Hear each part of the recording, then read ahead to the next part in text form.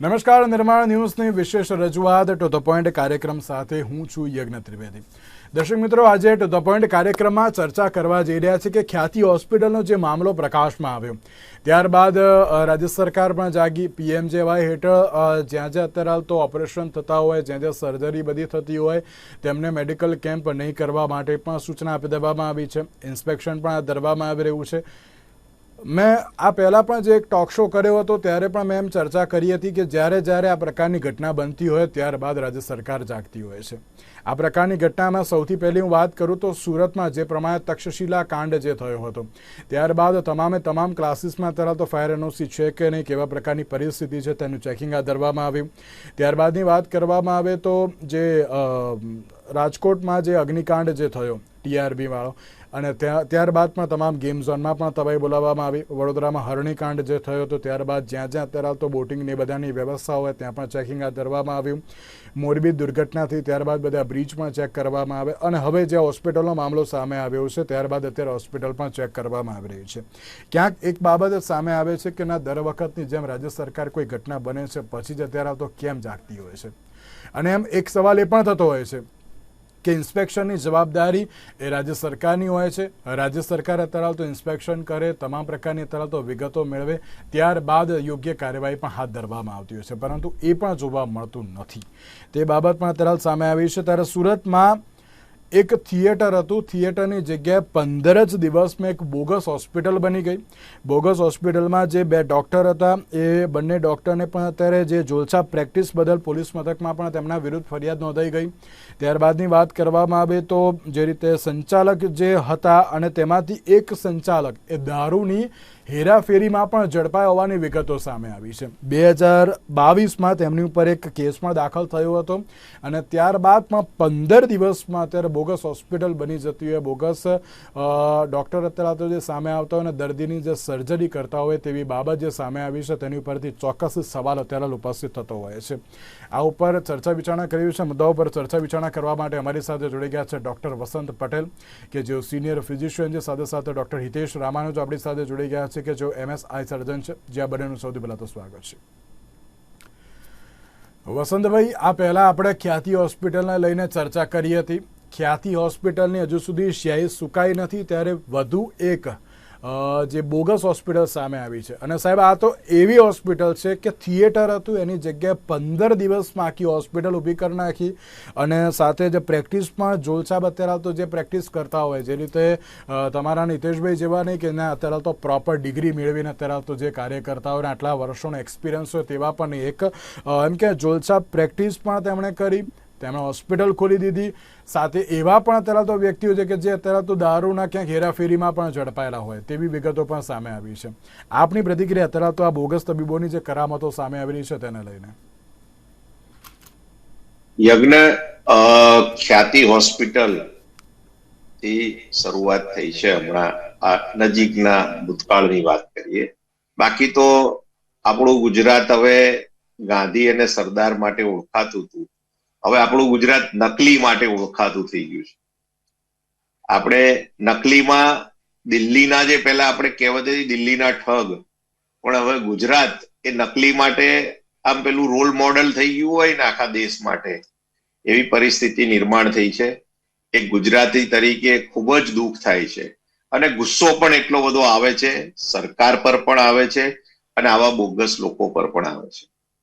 કારણ કે આમાં ક્યાંક ને ક્યાંક સરકારી તંત્રની નિષ્ક્રિયતા એ છતી થાય છે.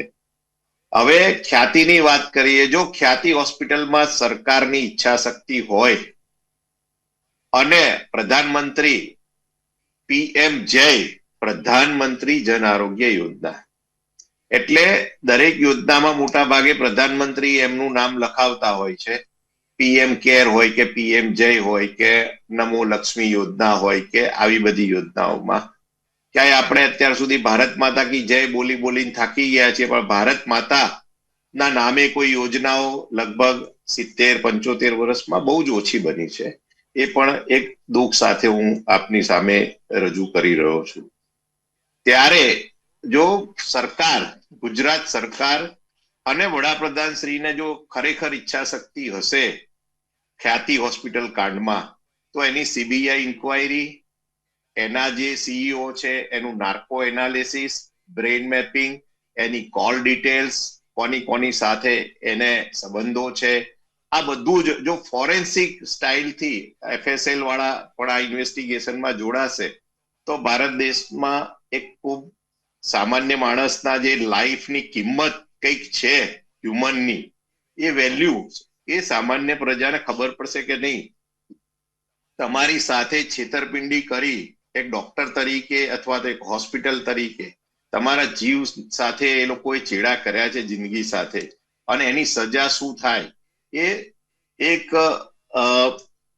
નોંધપાત્ર સજા સાથે જો ખ્યાતિમાં આગળ વધશે સરકાર, તો એવું માનવાનું રહેવું પ્રજાએ કે ભારત દેશમાં કોઈના જીવની કિંમત છે, બાકી તો પછી કોઈ મતલબ નથી.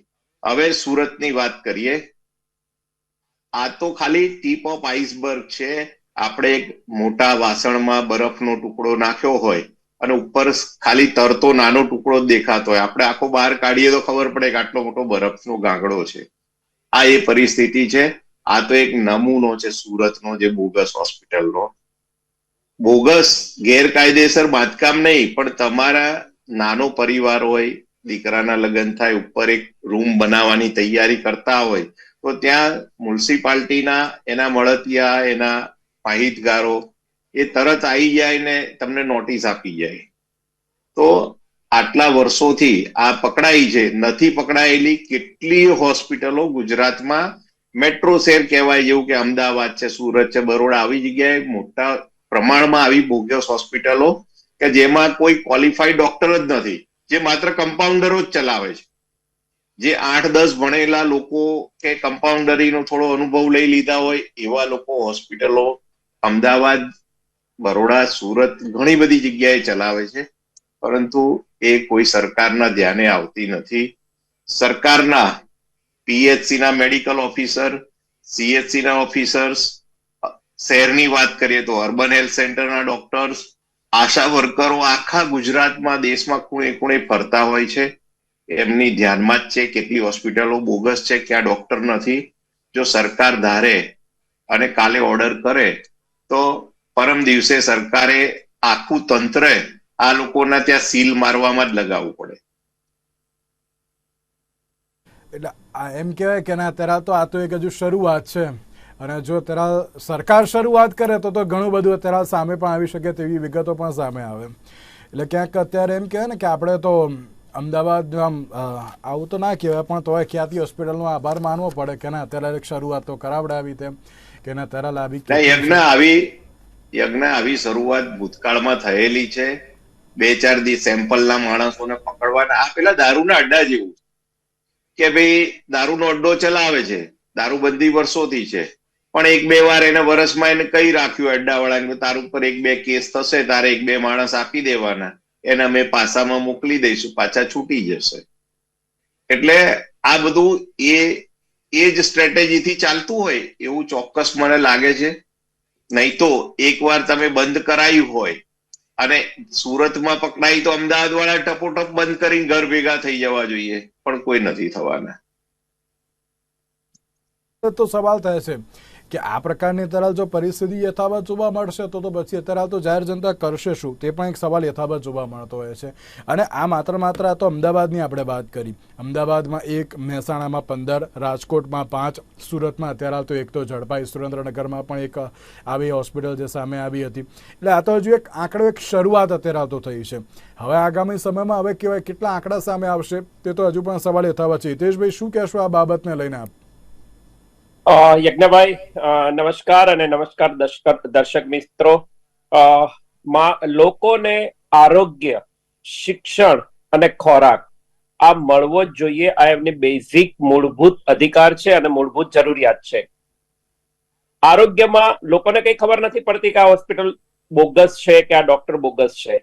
એ તો જવાના ત્યાં, પરંતુ ક્યાંક ને ક્યાંક આપણી સિસ્ટમમાં એવી ખામી છે, ક્યાંક ને ક્યાંક ભ્રષ્ટાચાર એવો વ્યાપી ગયો છે કે આવા કૌભાંડો બહાર આવે છે.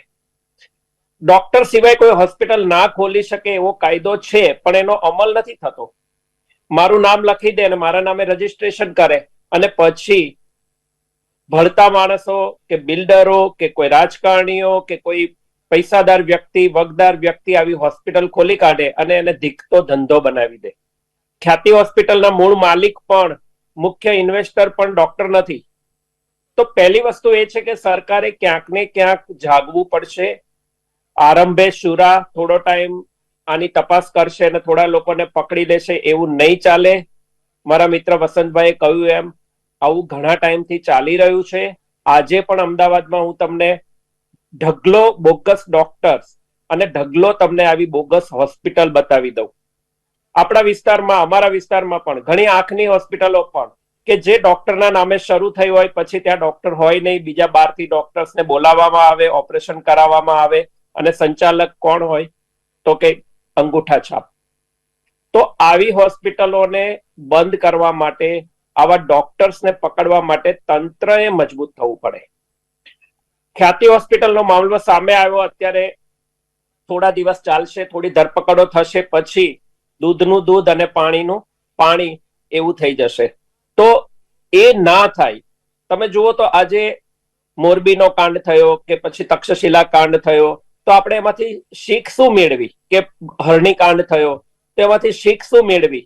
કશું જ નહીં. લોકો ભૂલી જશે 6 મહિનામાં, સરકાર પણ ભૂલી જશે અને જ્યારે જે ઘટના બનશે ત્યારે એની પાછળ પડી જશે. પણ પછી એવું નહીં કરે કે હવે નવી ઘટના બીજી ના બને એના માટે. તો હોસ્પિટલનું રજીસ્ટ્રેશન કમ્પલસરી છે. તો કોઈ નવી હોસ્પિટલ બને છે તો એને પોલીસ સ્ટેશનમાં જાણ કરવી પડે. એવો કોઈ કાયદો લાવો. પોલીસે ત્યાં જઈને એની તપાસ કરે. જેવી રીતે બોગસ પાસપોર્ટ ના બને એટલા માટે પાસપોર્ટની જેવી રીતે ઇન્ક્વાયરી થાય છે, એવી રીતે હોસ્પિટલની પણ આવી ક્યાંક સ્ક્રુટીની, આવી ક્યાંક તપાસ, એવા કડક કાયદાઓ હોવા જોઈએ કે એક વખત બોગસ ડોક્ટર પકડાયો કે બોગસ હોસ્પિટલ પકડાઈ તો ક્યારેય બહાર ના આવે અને એ જેલની પાછળ જતો રહે. એવા કડક કાયદાઓ નહીં હોય, કડક એનું નિયમન નહીં હોય તો આવી ઘટનાઓ બન્યા કરશે, લોકો હેરાન થયા કરશે અને આવું આવું ચાલ્યા કરશે. જેમ વસંતભાઈએ કહ્યું એમ કે દારૂના અડ્ડા કે સ્પા ચાલતા હોય, તમે જુઓ તો આજે રેડ પડશે, બંધ થઈ જશે, 15 દિવસમાં ફરી ત્યાં ચાલુ થઈ જશે. તો ત્યાં જે ભ્રષ્ટાચાર વ્યાપ્યો છે એની જવાબદારી નક્કી કરવી પડે, એ અધિકારીઓની જવાબદારી નક્કી કરવી પડે અને જે કંઈ એરિયામાં જવાબદાર વ્યક્તિઓના એરિયામાં જો આવું કંઈ પકડાય તો એને કડકમાં કડક સજા કરવામાં આવે તો જ અટકશે. બાકી આ વસ્તુ અટકવાની નથી અને શરમથી માથું ઝૂકી જાય છે. ડોક્ટર તરીકે પણ શરમથી માથું ઝૂકી જાય છે કે આવી બોગસ હોસ્પિટલ ડોક્ટર્સ પણ છે જે ડિગ્રીધારી ડોક્ટર છે એ ખોટા કામો કરે છે, જેવા 1 કે 2% લોકો માટે થઈને અમારી જેવા 98% લોકો સહન કરે છે અને એમની પણ બદનામી થાય છે. સાચી વાત છે. મેં છે ને આ પહેલાં પણ મેં શો કર્યો હતો ને ત્યારે મેં એમ જ કહ્યું હતું. કોરોના વખતે પણ મેં ઘણી બધી ડિબેટ્સ કરી. વસંતભાઈ હતા જ મારી જોડે ડિબેટ્સમાં ઘણી બધી વાર. ત્યારે પણ અમે કહ્યું હતું કે ના, જે આરોગ્યની સેવા છે, જે ડૉક્ટર્સની અત્યારે આવતું જે સેવા છે ઘણી સારી એવી છે, શિરોમાન્ય છે. પણ આ 1-2% આવા વ્યક્તિઓ હોય ને કે જેના કારણે અત્યારે તો બધે જ બધાની ઉપર અત્યારે સવાલ ઊભો થતો હોય છે. વસંતભાઈ, આપને કંઈક કહેવું હતું એ તો કહેજો જ, પણ સાથે મારે એક સવાલ આમાં એ પણ છે કે ચાલો આપણે તો કહીએ છીએ ને રાજ્ય સરકાર અત્યારે તો કાર્યવાહી કરે, પણ ક્યાંક આમાં જાહેર જનતાને એક સવાલ તો થાય ને વસંતભાઈ કે હવે અમારે જવું તો જવું ક્યાં? કારણ કે અમે જ્યારે અત્યારે કોઈની પર વિશ્વાસ મૂકીને જતા હોઈએ અને જો આ પ્રકારની પરિસ્થિતિ થતી હોય તો અત્યારે તો આરોગ્ય તંત્ર એટલે કે આરોગ્ય આખું જે જગત છે તેની ઉપર પણ ક્યાંક સવાલ તો થાય ને. જે પ્રમાણે હિતેશભાઈએ કહ્યું કે આ 1-2%ના કારણે અત્યારે તો 98% ઉપર સવાલ ઊભો થતો હોય છે. હવે હોસ્પિટલ એસ્ટાબ્લિશમેન્ટની વાત કરીએ તો કોઈ પણ જગ્યાએ, આજે મેં પહેલા પણ કહ્યું કે આશા વર્કર અને આંગણવાડી વર્કર આખા સમગ્ર દેશમાં નાનું ગામ હોય ને ત્યાં પણ અવેલેબલ છે અને એ લોકોને એમના વિસ્તારની બધી જ માહિતી એ યુએચસી, પીએચસી કે અર્બન હેલ્થ સેન્ટર કે સીએચસી લેવલે સબમિટ કરાવવાની હોય છે. ત્યારે કોઈ પણ જગ્યાએ નાનું દવાખાનું પણ ખુલે ને તો એ આશા વર્કરને એની પાસેથી જે તે પ્રાઇમરી હેલ્થ સેન્ટરના મેડિકલ ઓફિસર અથવા તો અર્બન હેલ્થ સેન્ટરનો મેડિકલ ઓફિસર એની પાસે ઇઝીલી માહિતી આવી જ જતી હોય છે. ફક્ત ઈચ્છા શક્તિની વાત છે. આ માહિતીના આધારે સરકાર એમના જે મેડિકલ ઓફિસર લેવલના જે કર્મચારીઓ છે એમને ઓર્ડર કરે કે ભાઈ તમે જઈને આ ચેકઅપ કરો. પોલીસ હિતેશભાઈ, પોલીસને આમાં ઇન્વોલ્વ થવાનું બહુ મારી દ્રષ્ટિએ નથી આવતું. કોરોના પછી ખાલી એ લોકો રિપોર્ટિંગ કરતા હતા. ના, હું એમ પરંતુ કહેવા માંગુ છું કે હા. પકડાય ત્યારે કડક કાર્યવાહી પોલીસ દ્વારા હા, બરાબર, ચોક્કસ. પકડાયા પહેલાની પોલીસ વાત અલગ છે, પકડાયા પછીની વાત અલગ છે. પકડાય પછી, હા, એ કેવું કે આ લોકો ક્રિમિનલ, જે ભારત સંહિતાની ક્રિમિનલ કોડ આમાં એડ કરશે ને તો જ આ લોકો અટકવાના છે. બાકી અત્યારે બોગસ ડોક્ટર કે હોસ્પિટલ પકડાય એના માટે 1963 નો કાયદો અવેલેબલ છે, જેમાં સજા પાત્ર કેટલું છે, દંડનીય જોગવાઈ 500 રૂપિયા છે પહેલી વાર, બીજી વાર 2000 છે, પછી 2500 છે. હવે 1963 ના કાયદા આજે 2024 ચાલ્યા કરે છે. એટલે સરકારમાં બેઠેલા આપણા ચૂંટાયેલા પ્રતિનિધિઓને તો ઘણા બધા કાયદા પણ ખબર નથી. એક શરમજનક વાત છે. આપણામાંના ડોક્ટરો જ છે ત્યાં 4-5 તો, છતાં એમને આ વિશેની માહિતી નહીં હોય કે ભાઈ આમાં કેટલી સજા થાય, શું કરવું જોઈએ. એ લોકોએ જાગૃત થઈ સરકારમાં આ વિધેયક લાવવું જોઈએ કે ભાઈ આ કાયદા જૂના છે, આમાં નવા કાયદા બનાવો. જે નોન મેડિકલ પર્સન છે એમને ખબર ના હોય મેડિકલની, તો જે 5 મેડિકલ પર્સન ઇલેક્ટ થઈને ગયા છે સરકારમાં, એ લોકોની જવાબદારી છે કે ગુજરાતમાં આરોગ્ય ક્ષેત્રે શું કરવું જોઈએ, શું સુધારા કરવા જોઈએ, કેવી રીતે એમાં ઇમ્પ્રુવમેન્ટ લાવવું જોઈએ. એ જે ચૂંટાયેલા પ્રતિનિધિ છે ગુજરાત સરકારમાં ધારાસભ્ય લેવલે, એ લોકોએ, એમને ના ખબર પડતી હોય તો એમના મિત્રોને પૂછવું જોઈએ કે ભાઈ આમાં આપણે કેવી રીતે આગળ વધાય. તો મારી દ્રષ્ટિએ સામાન્ય પ્રજાની સુખાકારી માટે આ લોકોએ આગળ આવવું જોઈએ. એમાંથી એક પણ વ્યક્તિ ખ્યાતિ હોસ્પિટલ માટે બહાર આવીને કોઈ નેતા બોલ્યો નથી કે ભાઈ આ જે ગુનાહિત કૃત્ય થયું છે એ ખૂબ નિંદનીય છે, શરમજનક છે, આને સજા ભારે થવી જોઈએ. એક પણ ધારાસભ્ય બહાર આવીને હજી સુધી નથી બોલ્યો. એક ચિંતાનો વિષય છે ગુજરાતની સામાન્ય ગરીબ પ્રજા, કે જે પીએમજે કાર્ડ, એટલે ડોક્ટરો એમ કે ભાઈ તમારે ક્યાં પૈસા ભરવાના છે, દાખલ થઈ જાઓ. અને કાર્ડ ગ્રાહક એવું કે મારે તો 5 લાખનું કાર્ડ છે, લે ભાઈ તારે જેટલા લેવા હોય એટલા લઈ લે. એટલે જે આ એટીટ્યુડ કાર્ડ ગ્રાહકો છે, જેની પાસે સરકારની યોજનાનું કાર્ડ છે, એમનો એટીટ્યુડ એવો છે કે તારે જે લેવું એ લઈ લે. ડોક્ટર એમ કે ભાઈ તમારે ક્યાં આપવાના છે. એના કારણે જે ગેર વ્યાજબી ગુનાહિત પ્રવૃત્તિ શરૂ થઈ છે મેડિકલ જગતમાં, એ મારી દ્રષ્ટિએ ખૂબ ચિંતાજનક છે. આપણે જાગવું પડશે. પણ મેં આપને પૂછ્યું, આપ તેને લઈને પણ શું કહેશો? તેઓ પણ એક સવાલ તો કરે ને અત્યારે. શેના માટે? કે જે અત્યારે હાલ આ પ્રકારની હોસ્પિટલ સામે આવતી હોય, એ તો એક વિશ્વાસ મૂકીને ગયા હતા ને કે ના ભાઈ હોસ્પિટલ ઘણી સારી છે, આપણે આપણા જે પેશન્ટ છે તેમને અત્યારે તો સારા અને સ્વસ્થ થઈ જશે એટલે આપણે અહીંયા લઈ જઈએ, અને પછી બીજા દિવસે ખબર પડે કે ના ભાઈ આમાં તો અત્યારે હાલ આ પ્રકારની પ્રવૃત્તિઓ પણ થઈ રહી છે. એટલે કે ક્યાંક અત્યારે તો દરેક પેશન્ટમાં પણ સવાલ તો થાય જ ને. પણ સોરી વચ્ચેથી અટકાવું છું. સામાન્ય લોકોએ એટલું તો ખબર પડવી જોઈએ કે મફત કરે છે એટલે કરી નાખવાનું ના હોય. અને એ પણ હાર્ટ જેવી વસ્તુ હોય કે હાર્ટને ટચ કરવાનું હોય, 20 લોકોમાંથી 18 લોકોની એન્જિયોગ્રાફીની જરૂર પડે, અને જરૂર પડી તો બી વાંધો નથી, પછી આટલા લોકોની એન્જિયોપ્લાસ્ટીની જરૂર પડે તો સામાન્ય લોકોને ખબર નથી પડતી કે ભાઈ મને કશું જ નથી તો પણ મને કેમ ઓપરેશનમાં લઈ જાય છે, કેમ ઓપરેશન કરે છે, શું કામ અમને બસ મોકલી. એમને ક્યાંક ના પણ ખબર પડતી હોય ને. કોઈ ગામડાની પણ વાત હોય, ઇવન શહેરની પણ વાત હોય, એ તો એક વિશ્વાસ મૂકીને જ જાય ને કે ભાઈ સાહેબે કહ્યું છે એટલે આ હોઈ શકે છે તેમ. પણ પોતાની કઈ કમ્પ્લેન હોય ને, કમ્પ્લેન ના હોય અને કરી દે અને તો પણ જાય તો એ પણ એમણે સેકન્ડ ઓપિનિયન ક્યાંક લેવો જોઈએ.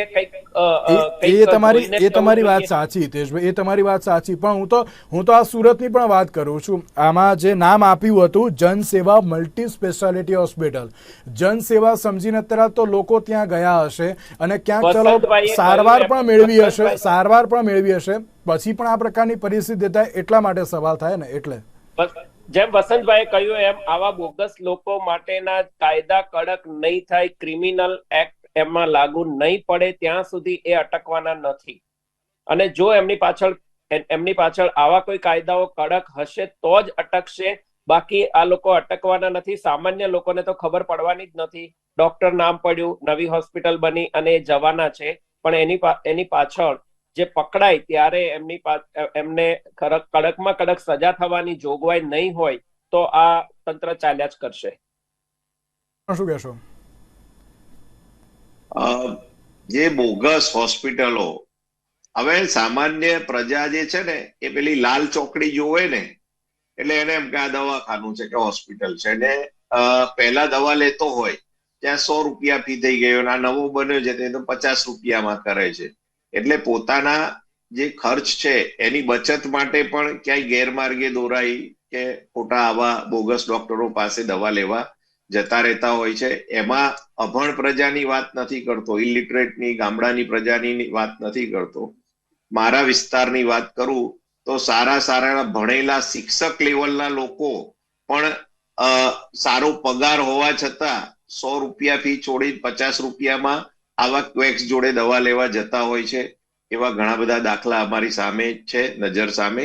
એટલે ક્યાંક પોતાને 2 પૈસા બચાવવા માટે જવાવાળા લોકોની પણ સંખ્યા છે, અને બીજા લોકોને ખબર નથી કે ભાઈ આ ડોક્ટર જ નથી ને એની પાસે આપણે દવા લઈ રહ્યા છીએ.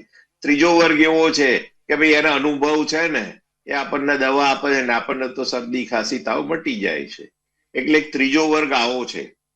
એટલે એના લીધે આવા જે લેભાગુ તત્વો છે એ ફાવી જાય છે અને એમની દુકાન ચાલ્યા કરે છે. આપણા દેશમાં એક વાત કહું તો વસંતભાઈ, આપણા દેશમાં હેલ્થનું બજેટ કોઈ પાસે નથી, અને જ્યારે હેલ્થની વાત આવે છે ત્યારે લોકો સસ્તામાં સસ્તું શોધવું એવી એક માનસિકતા થઈ ગઈ છે, અને ડોક્ટરની ડિગ્રી શું છે શું નહીં એ જોયા વગર, એનું કામ કેવું છે જોયા વગર લોકો પૈસા માટે જ જતા હોય છે. તો સામાન્ય લોકોએ એટલું તો ધ્યાન રાખવું જોઈએ કે વધારે પૈસા લેવા વાળા વ્યક્તિ પાસે કંઈક હશે એવું તો જ એની વધારે ફીસ લેતો હોય. બાકી કોમ્પિટિશનના યુગમાં એવું તો બને જ નહીં કે મારી પાસે મારી કોમ્પિટિટિવનેસ નથી અને હું વધારે લઉં, એવું તો બનવાનું જ નથી. પણ લોકો બસ સસ્તું છે, અહીંયા ઓછા પૈસા છે તો જઈએ, એ માનસિકતામાંથી બહાર આવવું પડે. હેલ્થનું બજેટ રાખવું પડે. હિતેશભાઈ, હું મારા ત્યાં આવનાર ઘણા બધા દર્દીઓને એક વસ્તુ આવું ક્યારેક કહેતો હોઉં છું કે તમારું બાઇક બગડે કે ગાડી બગડે તો તમે 10 જણને પૂછશો કે ભાઈ સારો ગેરેજ વાળો કયો છે, સારી ગાડી રિપેર કરવા વાળો કયો છે. જયારે તમારું શરીર બગડે ત્યારે તમે એવું પૂછો કે ભાઈ સસ્તો કયો છે. એટલે ઓવરઓલ વ્યક્તિ પોતાની જે ભગવાને જીવન આપ્યું છે મૂલ્ય, એનું મૂલ્ય નથી કર્યું એટલે એની કિંમત પણ નથી. અમૂલ્યનો અર્થ સમજતા નથી, પણ એની કિંમત પણ નથી સમજી શકતા. એ એક દુઃખની વાત છે. અરે પેટ્રોલ પુરાવા જાય તો પણ લોકોને ખબર હોય છે કે કયો પેટ્રોલ પંપ સારો છે, ને 10 વખત વિચારે. બિલકુલ. પણ ડોક્ટર સિલેક્ટ કરવામાં એટલી બેદરકારી રાખશે કે એ કોઈને પૂછશે પણ નહીં, અને સસ્તું હશે તે એ જ શોધશે. એ એક ગંભીર વિષય છે સમાજમાં પણ. કે ના અત્યારે હાલના સમયમાં આપણે જેવા જો વર્ગ હોય કે ના અત્યારે હાલ તો હું અત્યારે હાલ કોઈ પણ જગ્યાએ જાઉં તો હું વસંતભાઈને પણ ફોન કરું, કાં તો હિતેશભાઈને પણ ફોન કરું ને પૂછું ભાઈ આ ડૉક્ટર અત્યારે કેવા છે, સારા છે, મારા આમાં ટ્રીટમેન્ટ લેવી જોઈએ કે ના લેવી જોઈએ, રેફરન્સ આપે ને અત્યારે હાલ એ પ્રમાણે ક્યાંક વર્ગ આગળ વધતો હોય છે. પણ અત્યારે અમુક વર્ગ એવો પણ છે કે ના અમારા ત્યાં છે ને ભાઈ આ ભાઈને અત્યારે તો દવા લે ને ખાલી 20 રૂપિયાની પડીકી આપે છે તો એમાં અમે તો છે ને સારા થઈ જઈશું.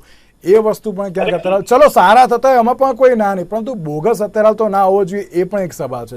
યજ્ઞભાઈ, એની પાછળ કડક કાયદા હોવા જોઈએ. હું તમને કહું તો તમને નવાઈ લાગશે કે આયુર્વેદના નામે અમારી બ્રાન્ચમાં ડોક્ટર્સ બોલતા નથી. પણ કહી શકાય ને હિતેશભાઈ, હા કાયદા છે પણ અમલીકરણ નથી, એ વાત પણ સાચી છે ને. ચોક્કસ 100% કહી શકાય કાયદા છે, અમલીકરણ નથી. નહીતર બોટકાંડ ના થયો હોત કે પછી મોરબીનો કાંડ ના થયો હોત કે તક્ષશિલા કાંડ ના થયો હોત. અમલ નથી એ 100%ની વાત છે.